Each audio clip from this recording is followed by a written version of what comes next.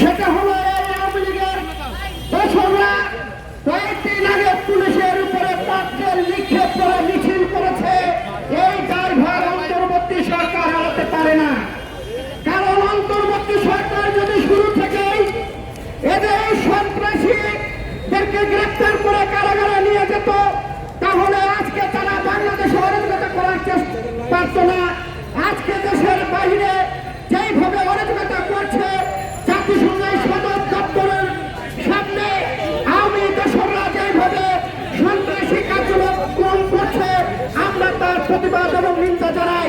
যে কথাটি বলে আমি আমার কথা শেষ করতে চাই, আমরা অন্তর্বর্তী সরকারে কিছু ভূত দেখছি, যেই ভূতরা নতুন করে ভারতে ইলিশ মাছ পাঠিয়েছে, বাংলাদেশের মানুষকে পাশ কাটিয়ে শেখ হাসিনা বলেছিল ভারতকে যা দিয়েছি ভারত সারা জীবন মনে রাখবে। কিন্তু আমরা নতুন করে ভেবেছিলাম 5ই আগস্টের পরে দিল্লির সঙ্গে যত চুক্তি ছিল সকল চুক্তি এই সরকার বাতিল করবে। বাতিল না করে বাংলাদেশের মানুষকে না জানিয়ে নতুন করে তারা 1200 টন ইলিশ দিয়েছে। তিনি বলছেন যে ভারতে নাকি পূজা